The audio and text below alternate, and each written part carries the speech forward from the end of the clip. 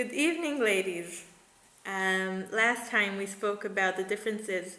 We all had, imagine a situation where you could have turned every metal into gold and you would forever be rich and you'll have no financial concerns.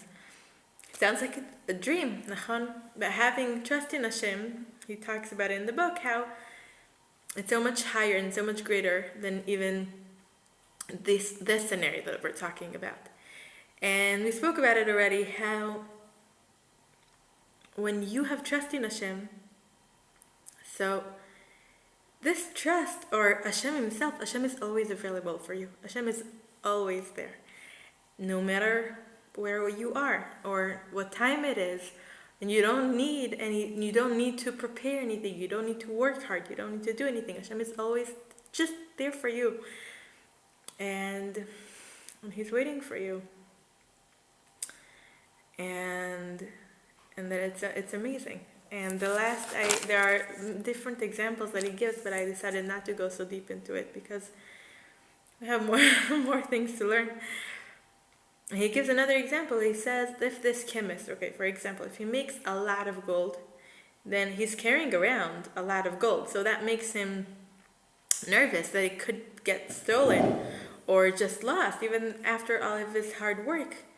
And if he made not enough, then he doesn't have much, so he's going to count every single piece of gold that he has before using it. And he will never have freedom and quiet. He will never be really relaxed and peaceful the way we want to be, the way we can be. And when you have Hashem, you're not worried. You're like a baby in a uterus.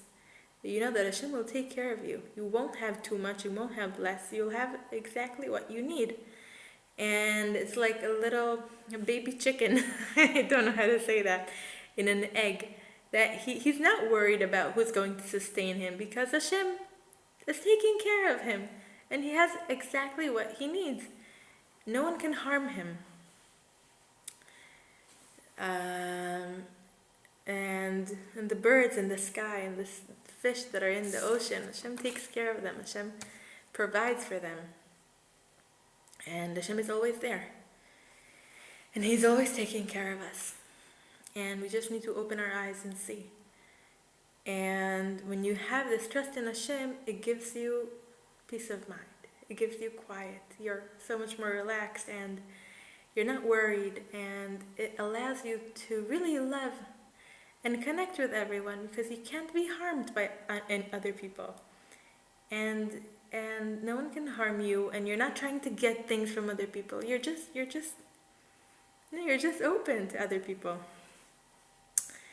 And the trust is not only for this world, it's also for the next world. When you have trust here, then you know that you'll be taken care of in the afterlife as well. And you know that if you have such a connection with Hashem here, then you'll have such a connection with him there as well. Now I want to talk about a term that's called hashgacha pratit. I should have checked it, how to say it. I did not, and I apologize. Hashgacha pratit is understanding or knowing that everything that happens in this world is not random. And I remember one time I gave a shiur in Durban to the women there, and we watched for 10 minutes a video of the universe. Just understanding how big the universe is, when you understand just how enormous that is, and that Hashem created it. And every time the video goes on and on and on, and every time I say, okay, so that is it, that's all that there is, right?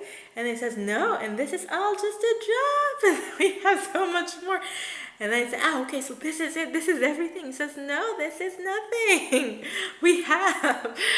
And it goes on and on and on, and you see how enormous the universe is. And we have such a tiny world. Not so many people. How many? 6 billion? And Hashem knows exactly what happens here. Nothing is random. Nothing is accidental.